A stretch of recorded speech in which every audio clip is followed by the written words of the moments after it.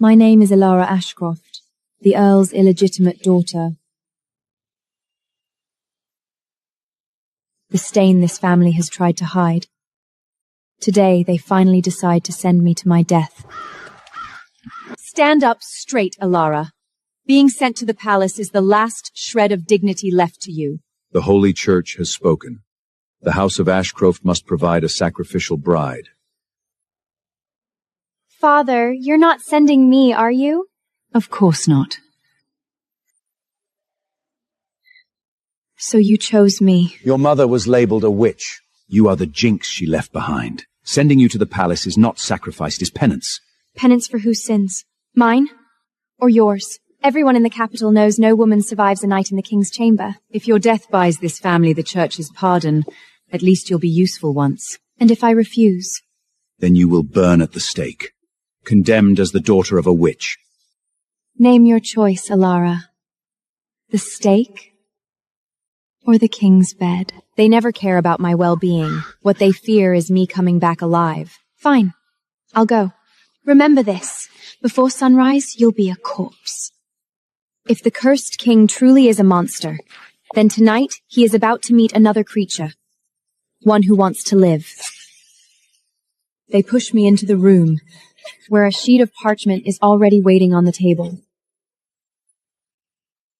Sign it. What is it? The sacrificial bridal decree. From this night on, your life belongs to the crown and the church. So you aren't even pretending anymore. Your mother was a witch. Someone of your birth doesn't deserve a sacred marriage. Hurry. The king hates waiting. My mother was not a witch. Enough! What she was no longer matters. Of course it doesn't matter. Once I die too, you have nothing to worry about. Sign it, Alara. Don't force me to have your hand held down. I take the quill. My fingers tremble. They think this is the end. But I know better. This is only the opening move. Fine. I'll sign. Then pray that I die in that palace. What is that supposed to mean? Because if I return alive, I'll make every one of you regret the day you sent me away. You won't survive the night. Just you wait. The moment the carriage door slams shut, the bells begin to toll, like a funeral being rung in my name, and in that very moment, I make a vow. I will not die. Near midnight, the carriage stops before the royal palace. Black spires cut into the night sky. The whole palace looks like a grave built to swallow the living. Get down. When I step down, several noble girls are already waiting before the gates. I heard the last one they sent in was unrecognizable by dawn. Enough. I don't want to die. I'm afraid too. But I know fear is the most useless thing in a place like this. Stand straight. The woman speaking is the palace mistress who oversees the sacrificial brides. From this moment on, no crying, no screaming, and no looking directly at the king. Whatever the king commands, you obey. And if we refuse? Then you will die miserably. Her words are devoid of any emotion, making the threat even more chilling. Is the king truly as terrifying as the rumors claim? Remember your name, Miss Ashcroft. By sunrise, no one else will remember you. She leads us through the corridors. The palace is unnervingly still, the flames barely flickering. At the end of the hall, I hear a woman cry out. Who is that? The first woman summoned tonight. Everyone freezes, because what waits behind that door is no bedchamber. It is an execution ground. Heads up. From now on, learn to wait for death in silence. Just before the door shuts, a sharper scream tears through the hall. And in that moment, I know I may be next. That night, We are locked in the same room. No one dares sleep. Will she come back? No. No woman who enters the king's chamber ever comes out alive. Have you seen it yourselves? At dawn, the guards carry them out through the side gate, under white cloth. I sit curled in the corner, my heart sinking. They all fear the king. But I think the most terrifying thing in this palace is not him. Up. All of you. Is it our turn? Only one was summoned tonight. What happened to her? No questions. It is none of your concern. There is blood on her sleeve, bright and fresh. I don't want to die. Crying won't save you. They all look at me. I'm not even sure if I'm telling them or myself. Listen well. His Majesty will summon no one else tonight. I survived tonight, but I know it's only for now. Death could still find me. I do not sleep at all. If I remain here, I die sooner or later. So before dawn comes, I decide to run.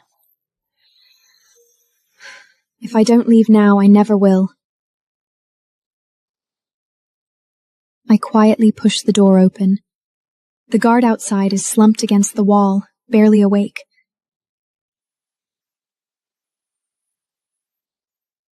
Holding my breath, I slip into the corridor. The palace at night is cold as a crypt.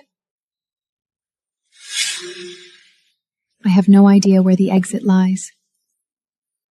I only know I need to get as far from that bed as possible. Left or right? As I hesitate, I hear a low, restrained growl, like a beast. I follow the sound and stop before a black door. Chains wrap around it, and holy markings are carved across the wood.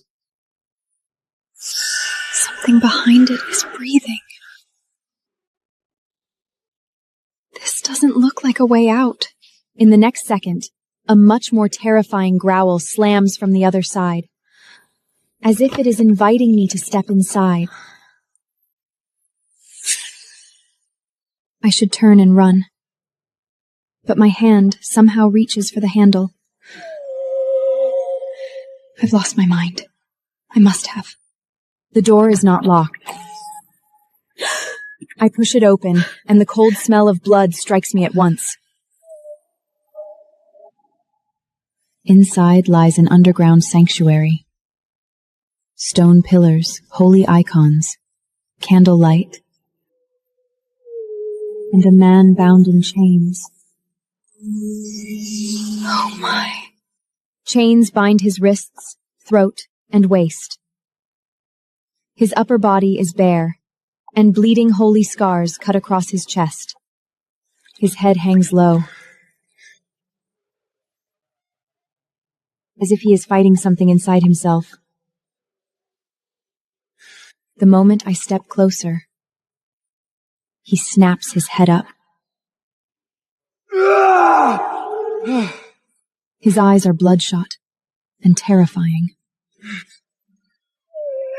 Get out! He jerks once, and the chains snap taut with a shriek. In that instant, a realization dawns on me. This is not a cell, and the one chained here is no prisoner. He is the king cursed by holy punishment. The king stares at me as though he could tear me apart in the next breath. But I do not leave. Do you hear me? I do. But you look in pain. Shut up! He jerks against the chains again, blood spilling from his wrists and chest. What keeps me rooted there is not the blood. It is his eyes. There is more than madness in them. There is pain. If you truly wanted me dead, you would have done it already. Don't come closer. Why? Because right now, I'm a monster. Though I am shaking with fear, I still step closer. Then let me tell you something. What? I do not plan to die tonight. In the next second, his whole body goes rigid.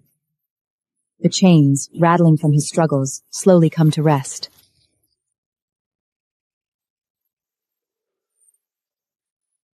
What did you do to me? I did nothing. Yet beneath my hand, that frantic man calms down. Before I can pull back, he seizes my wrist. You... Don't go. This time, his voice does not sound like a command. It sounds like a plea. Weren't you trying to kill me a moment ago? I couldn't help myself. And now? I feel better. Don't leave. The red has not fully faded from his eyes. But he does not lunge at me again. You're hurting me. Sorry. I am surprised. The monster who kills women in his bed has just apologized to me. What kind of curse are you carrying? It is not for you to know. But you stopped. Because of you. In the next instant, he drags me into his arms. I crash against his burning chest. He holds me like his life depends on it. Don't move. I try to pull away, but I can't. He buries his face against my neck, and little by little, his breathing steadies. He is like a wounded beast, one that has finally found somewhere to rest. I've planned to escape, yet somehow I fall asleep in that man's arms. When I wake again, morning has come. The underground sanctuary is eerily still. I lift my head and freeze at once. The chains are still there, but the frantic creature from last night is gone. In its place is a striking man, one who is also dangerous. Oh no, I have spent the entire night pressed against him. No, I have to go. The instant I try to rise, his arms tighten around me. Don't go. You're awake? He does not answer, but his arms remain locked at my waist. I can't waste any more time. I break free from his arms. Nothing happened last night. You never saw me, and I never saw you. With that, I turn and run. But just as I reach the last stone step, I hear chains rattle violently behind me. He is awake. Well, I've messed with someone I never should have. Dawn is only breaking when I make it back to the women's quarters. No one notices I was gone, but I feel so flustered that I break into a cold sweat. Calm down, Alara. Calm down. Up, all of you! What's wrong? His Majesty commands that all sacrificial brides report to the front hall at once. Every face in the room turns pale, and I know better than any of them that this has everything to do with last night. Then steady footsteps echoes through the chamber. It is not the king. It is Sir Lucian, his most trusted Black Knight commander. Heads up. He studies every girl in turn, and finally stops before me. In moments, I am left alone in the hall. Sweat gathers in my palms.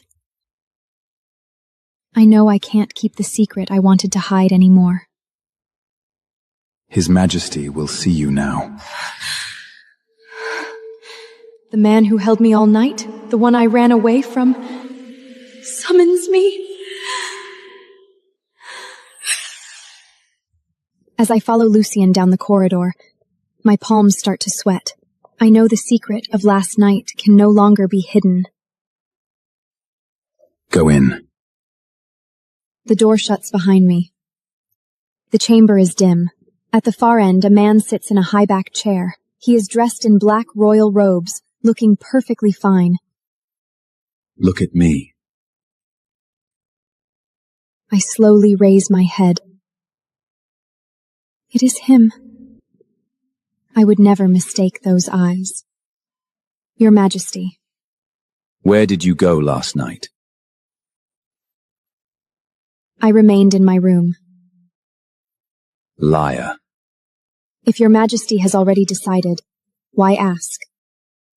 He rises and walks toward me. He is clear-minded now, and more dangerous than he was last night. I remember your scent. And what of it? It was you. I do not admit it. But he is already standing in front of me. Stay. This time I know he has set his sights on me. The doors are shut. There is nowhere for me to retreat. As Cassian moves closer, I barely dare breathe. Your Majesty, you've already seen me. May I leave now? No. Why? You calmed me last night.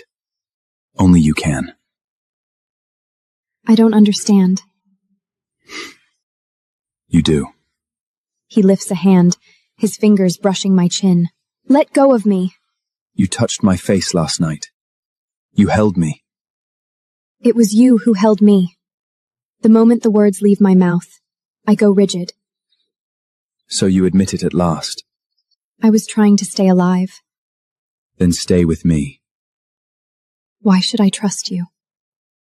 You survived last night. That makes you more dangerous to me than anyone else. He suddenly leans in, his breath touching my face. And now? His mouth crashes down on mine. The king, who brings death to every woman near him, is kissing me.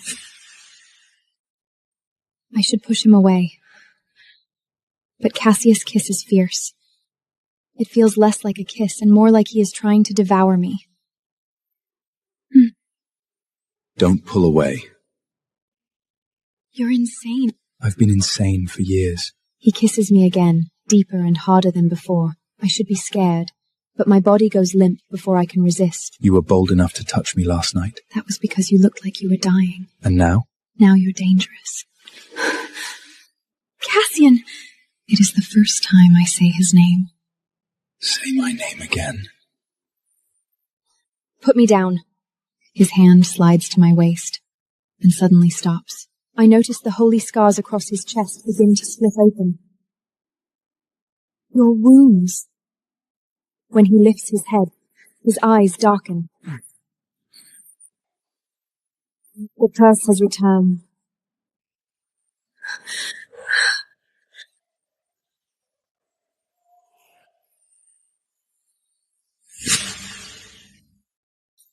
The man who kissed me breathless a moment ago changes in an instant.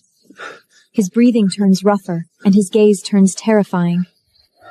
Cassian? Get back. You're bleeding.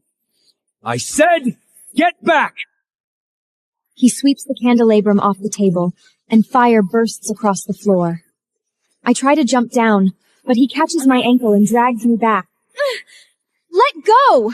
He yanks me into him. Just like last night, he is out of control again.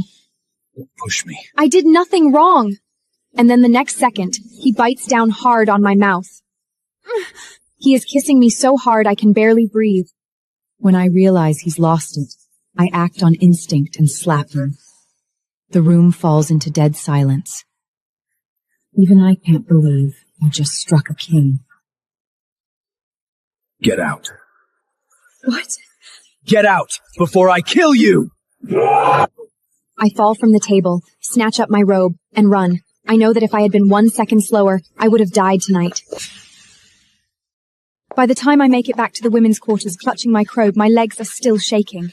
But the first thing waiting for me is not concern. It is mockery. She came back! How is that possible? Why is she still alive? Looks like the king didn't even want to touch her. Makes sense. Who would want a bastard like her? Are you finished? How dare you speak to me like that? Watch your words. At least I came back alive. Their faces change all at once. Don't get smug. Next time you'll die all the same. Let's wait and see. I have barely sat down when the door opens again. Alora Ashcroft. What now? His Majesty summons you. What? The room erupts in disbelief.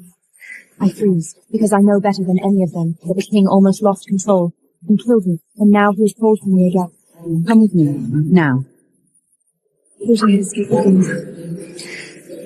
It turns out this is only the beginning. This time, the mistress takes me deeper into the palace. Not to the front hall, and not to an ordinary chamber, but into the part of the palace meant for the king alone. Where exactly are you taking me? Be quiet and keep walking. When the doors at the end of the hall open, the smell of blood rushes straight at me. The next moment, I see Cassian. He stands by the window, robes half open, blood on his hands and across one shoulder. Are you hurt? The moment the words leave me, even I'm startled. Insolence! Leave us. After the mistress withdraws, only he and I remain. It isn't mine. What is it? Not afraid of me anymore? I am. It's just that you seem to have no intention of killing me tonight. He looks up at me, and for the briefest instant there is amusement in his eyes. You've grown bolder. Perhaps because you almost killed me once. He walks towards me. This time he does not touch me. Yet there's something terrifying about his presence. Good. I prefer people who don't shatter so easily. I know. He did not summon me tonight, merely to compliment me. The room is so quiet that only the crackling fire can be heard. Cassian has changed out of the blood-stained robes. Last night you touched me. I know. And you did not die. Yes. So I am offering you an opportunity. That doesn't sound promising. Stay by my side. And then? Bear me an heir. My heart skips a beat. What? Here is the deal. You stay with me and give me a child. After that, I will grant you your freedom. He talks as if I should be thanking him, but I feel suffocated. So in your eyes, I'm just a vessel for you to have an heir? If that's how you see it. You want my answer? No, the man I'm refusing is not just the king. He's the most dangerous man in the kingdom. The moment the words leave my mouth, the air seems to freeze. Caspius stares at me, his gaze darkening. Do you know whom you are refusing? I do. A king who believes everything should belong to him. He closes the distance in a single stride. In the next second, his hand is around my throat. Do not test my patience. This time there is none of last night's chaos. He is threatening me while he's completely clear-headed. Then hear me clearly. I would rather die than obey. His fingers tighten. I think I might really die this time. But in the next moment, he lets go. 3 days. What? I'm giving you 3 days to think it over. In 3 days, you had better give me an answer I like. And if I still refuse? Then I will take what I want myself. He intends to keep me here until I give in. Unfortunately for him, I will not surrender. When I am sent back to the quarters, the marks of Cassius's fingers are still on my throat. 3 days. It is a countdown. I have to get out, but the moment I reach the doorway, someone blocks my path. It is Rosaline. My dear sister, lucky you survived. Move. Do you truly think surviving the king's bed places you above me? At least I came back alive, while all you can do is stand here and be jealous of me. Seize her! In the next second, several women throw themselves at me and pin me down. Let go! The king doesn't kill you and now you think you are special? Do you know what I hate most about you? You hate that I'm still alive. Exactly. She raises her hand with a vicious smile. Then let me remind you how bastards are meant to live. On their knees. Her hand is about to strike. But then, a violent crash sounds outside the door. Someone has forced the door open.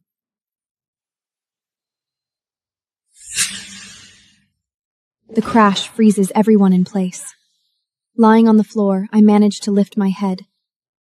The man standing in the doorway is Cassian. He is dressed in black, his expression dark and terrifying to everyone in the room. He looks ready to kill someone right then and there. Who touched her? No one dares speak. Your Majesty. I asked who touched her. His voice is not loud, but it sends shivers down everyone's spine. The hands pinning me down let go. I have barely regained my foot with Cassian is already before me. He sees the marks on my throat, then my rumpled clothes, and his gaze grows even colder. Who touched you? Can't you guess? He doesn't answer. He simply yanks me straight into his arms. The room falls deathly silent. Your Majesty, she's only a— Silence. Rosaline's face goes pale. From this moment on, she is under my protection. My heart jolts hard, because that does not sound like protection. It sounds like a claim. Come with me. I thought the king was only interested in me. Now I understand. He intends to drag me into his world. As Cassian leads me out of that room, everyone stares at me. Rosaline's gaze holds nothing but malice. Your Majesty, she's only a bastard! Did I permit you to speak? Rosalie's face goes pale and falls silent at once. Cassian's arm is still around my waist. It seems he wants everyone in the room to see it.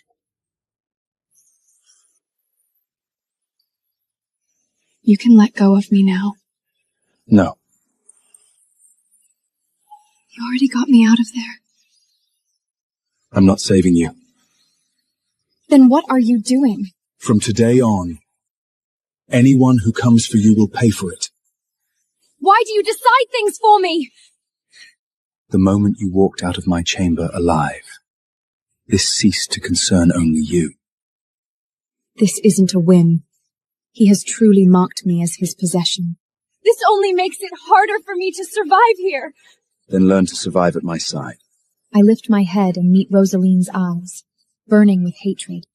I know that from this day forward, she'll hate me even more.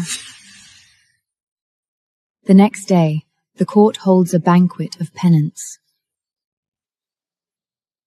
Officially, it honors the church. In truth, it is to show the nobles where the king stands. And I'm seated at his side.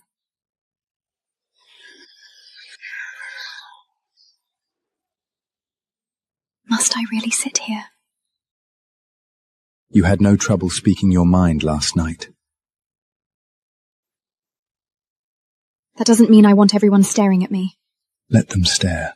Soon I see my father, my stepmother, and Rosaline. When they enter the hall, they clearly didn't expect to see me there. Elora? That's impossible! Why is she sitting there? Elora, come here. Let me have a good look at you. You must have mistaken me for someone else. You didn't treat me like family when you signed me into a sacrificial decree. Do you truly think you belong in a place like this? At least I didn't send someone else to die for me. Rosaline's expression twists at once.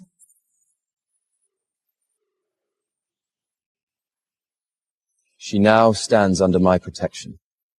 The entire hall goes quiet. Then a voice rings out from the entrance. Envoys of the Holy Church arrive. The moment the church envoys enter, the great hall falls silent. Everyone knows they didn't come to observe. They came to decide who should live and who should die. Your Majesty. Your Grace. Both men are perfectly polite. But that politeness feels worse than open hostility. So this is the girl who survived the holy marriage night. I have a name. Your name is irrelevant. What matters is why you're still alive. Perhaps God failed once at last. Someone lets out a gasp of shock. Holy punishment does not err. Then perhaps what you call holy punishment was never God's doing to begin with. Malrek studies me with scrutiny. The church will take her for further investigation. My heart drops. I do not permit it. Does your Majesty mean to shelter a heretic? I just don't like it when people take someone that's under my protection. If she is a heretic, then she remains mine to judge. The hall falls into stunned silence. Cassians, at last, I understand. The church isn't merely suspicious of me. They're trying to claim me. When the banquet ends, I'm not sent back to the old quarters. The mistress leads me instead into a chamber in the east wing beside the king's own rooms. And what place is this supposed to be? From tonight onward, you reside here. I didn't agree to that. His Majesty had no intention of asking for your opinion. She opens the door to an extravagant room. Compared to what I had before, it feels less like a chamber but a gilded cage. It seems I've just been moved to another cage. Countless women would beg for the chance to stay here. Then let them have it. The mistress leaves with a hard stare. At last, I'm alone. I go to the window and can see the high tower where the king lives from here. As I think about how to leave, footsteps sound outside. In the next second, the door opens. Caspian enters.